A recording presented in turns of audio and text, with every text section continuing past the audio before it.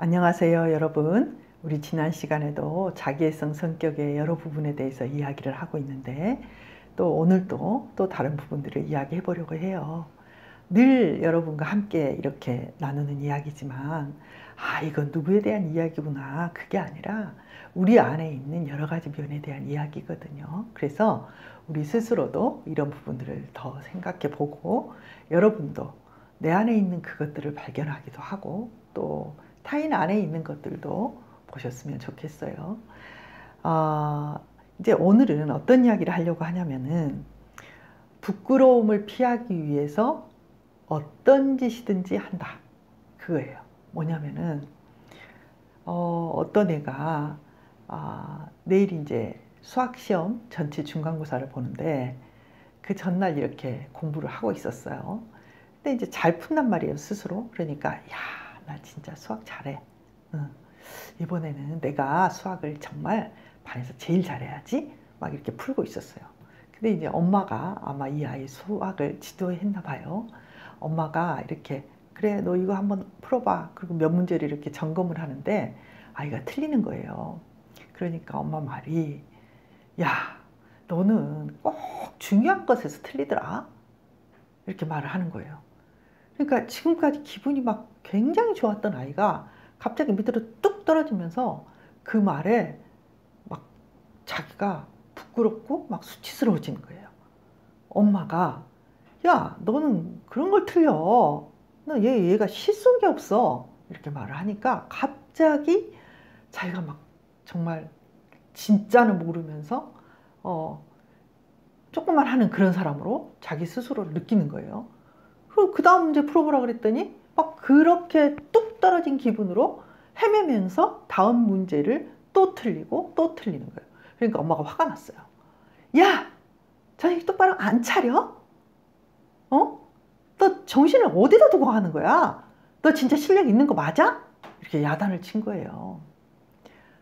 그러니까 그때부터 이 아이가 막 밑으로 꺼지면서 주저앉으면서 자기 실력이 좋았어. 이 순간이 불과 한 30분 전의 생각이었는데 한 30분 만에 밑으로 추락을 시작하더니 그 다음날 시험을 볼 때도 계속 마음이 좋지 않으면서 난 진짜 실력이 없는 거 아니야?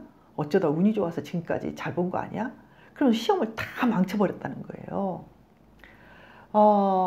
이게 이 아이 속에 있는 자기애적 성격의 어떤 측면이거든요. 이게 무슨 말이냐면은 우리는 삶을 살다 보면 좀 우쭐해지는 때도 있고요. 또 내가 바보같이 느껴지거나 나 왜 이것밖에 못하지? 그런 순간들이 반드시 있어요. 그러니까 항상 오르락 내리락 이러거든요.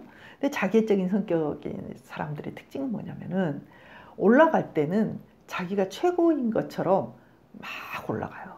그런데 누군가로부터 지적을 받거나 삶을 살아가다가 뭔가 이렇게 삐끗하는 순간들이 다 있잖아요. 아무리 잘하더라도 또는 뭐 그렇게 우리가 잘하지 못하더라도 뭔가 실수할 때도 있고 그게 잘 안 맞을 때도 있단 말이에요. 그런데 자기애적인 사람들은 그런 순간, 뭔가 자기가 좀 못했다는 순간, 잘못했다는 순간, 남들에게 지적받는 그 순간에 기분이 어떻게 되냐면 수직 낙하를 해요. 그러니까 그 사람들은요, 누구든지 충격을 받죠. 누군가 비난을 하거나 지적을 당하거나 잘못하면. 그런데 거기서 이렇게 조금 떨어지는 정도가 요 정도면 되는 거예요.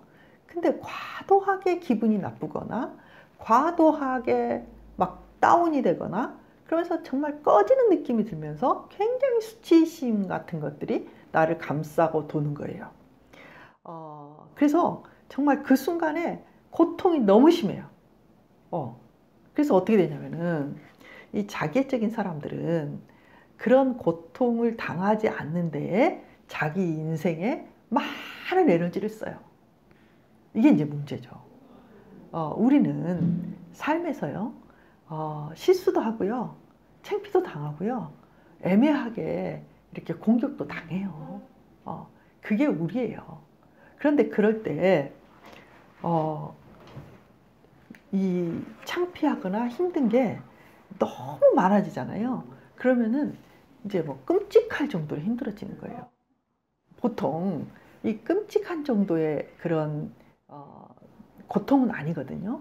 근데 자기애적인 사람들은 이 수치심이라고 하는 굉장히 여러분 부끄러움하고 수치심은 또 달라요. 죄책감과도 좀 달라요. 무슨 말이냐면은 죄책감은 이런 느낌이에요. 내가 잘못했다. 내가 이걸 잘못했네? 이런 느낌이란 말이에요. 그런데 수치심은 뭐냐면은 내 존재가 잘못됐다. 내 존재가 정말 이상한 존재다. 내 존재 자체가 뭔가 막 허물투성이? 이상한? 굉장히 다르잖아요, 여러분. 내가 이거 틀렸네? 그거하고, 내가 이런 것도 다 틀리는 인간이 되는 거야? 이거하고는 다른 이야기란 말이에요. 그래서 굉장히 고통스러운 이 감정 중에 하나가 뭐냐면 수치심이라는 거예요. 이거는 내 전체 인격하고 관련된 거거든요. 왜 이렇게 수치심이 생기게 될까요? 그것은 이제 우리가 어린 시절에 예를 들면 이제 저에게 15개월 된 손자가 하나 있어요. 그런데 이 아이가 이제 지금 이제 해야 될 것과 하지 않아야 될 것들을 배우고 있거든요. 그런데 뭐 이렇게 젓가락 이런 걸로 입에 넣고 막 이런 거 하려고 하면 위험하잖아요. 그러면 안 돼! 이렇게 말을 하거든요. 그러면 이제 안 돼! 그러는 순간에 아이가 얼굴이 나라를 잃은 슬픔을 표현한다고 할까요? 안 돼! 그러는 순간 막 얼굴이 일그러지면서 어떻게 나한테 이렇게 할 수가 있어요? 마치 자기 존재가 부정당하고 뭐 모든 것이 무너지는 듯한 그런 표정을 하고 눈물이 정말 주르륵 주르륵 흘리면서 하고 울어요. 그렇게 울 일이 아닌데. 근데 얘에게 안 되라고 말하지 않을 수는 없거든요. 위험한 걸 만지고 위험한 짓을 하고 큰일 나니까 절대로 이제는 하면 안 되는 일과 해도 되는 일, 먹어도 되는 것과 먹으면 안 되는 것 이런 것들을 가르쳐 줄 수밖에 없단 말이에요. 그런데 그 순간에 아이는 엄마가 나를 엄청나게 사랑하는데 이거를 못하게 하는구나 이렇게 생각하는 게 아니라 그 순간 엄마가 나를 공격하고 엄마가 나를 부정하는 것처럼 느껴요. 왜냐하면은 이 작은 아이들은 그런 충격을 이렇게 해소할 만한 심리적인 어떤 기제가 없는 거예요.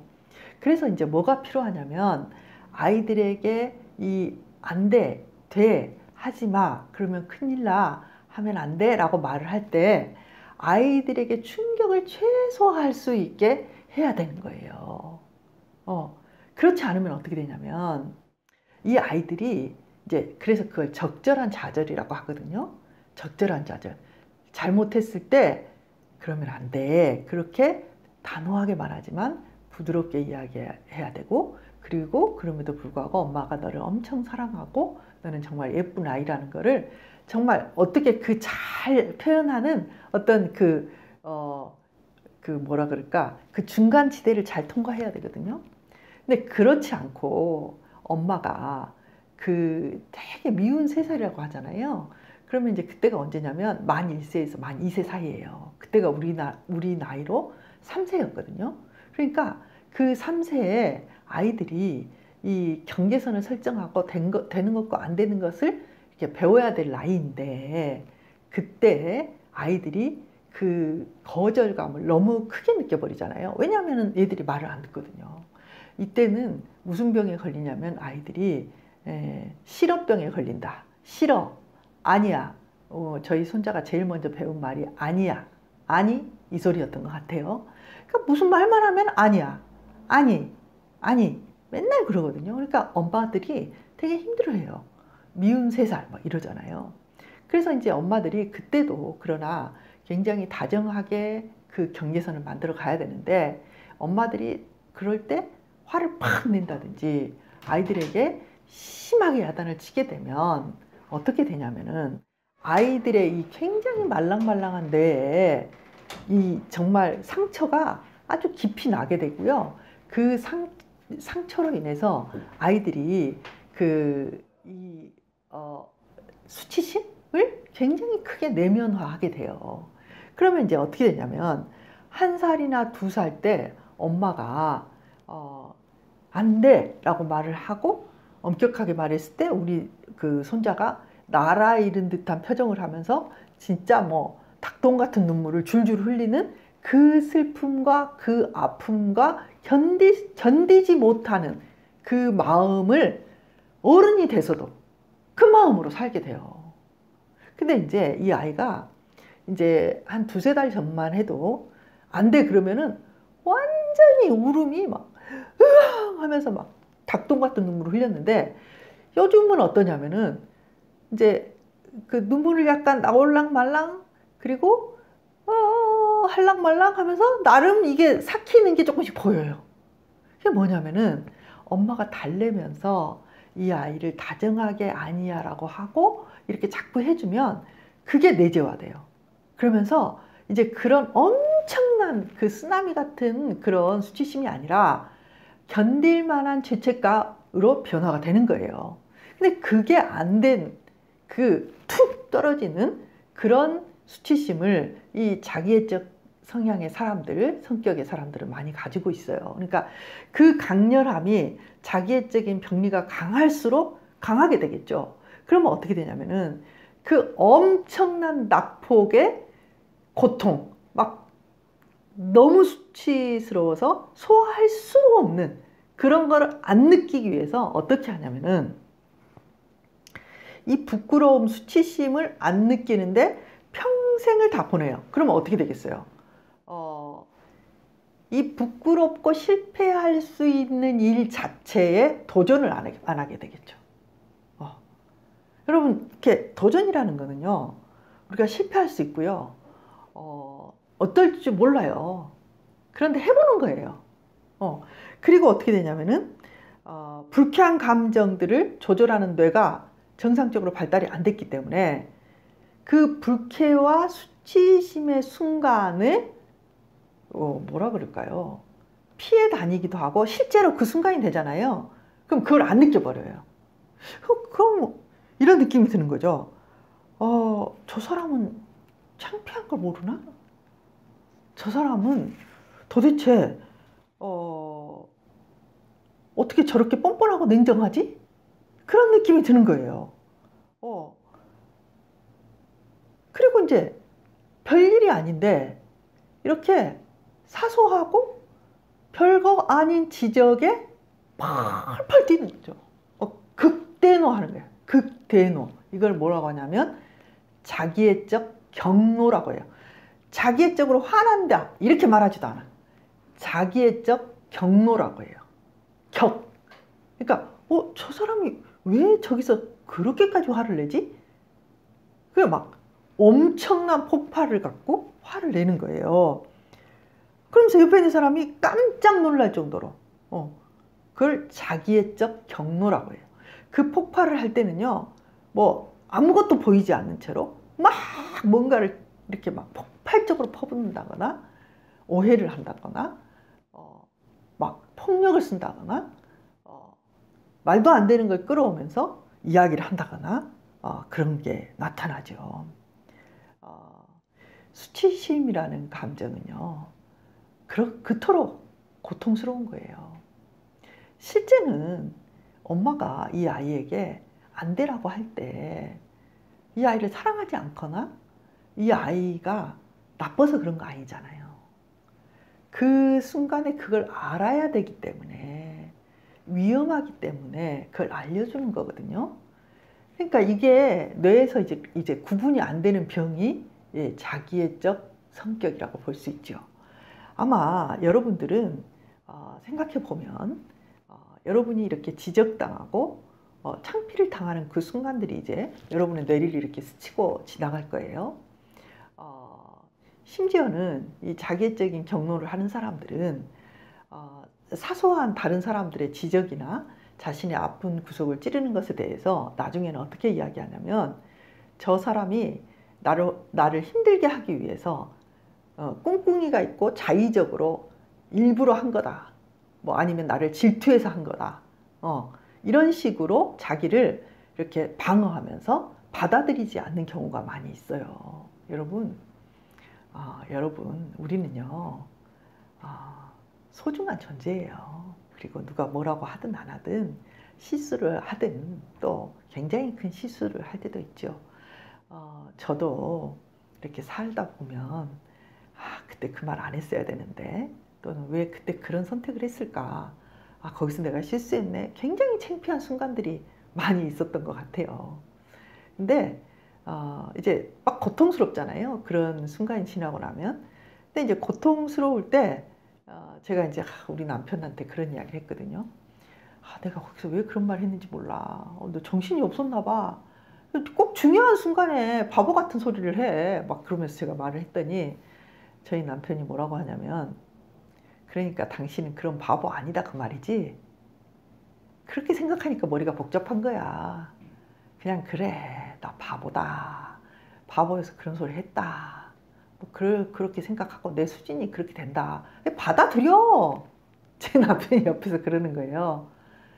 그리고 가만히 생각해 보니까 맞아.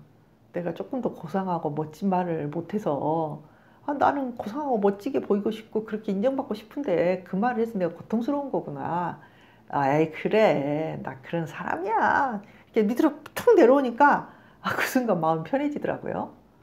그래, 내가 그런 바보 같은 면이 있지. 그리고 뭐 내가 얼마나 수준이 있어. 뭐 내가 거기서 거기지. 왜 또 그런 걸 그렇게 자꾸 고민을 하고 있었지?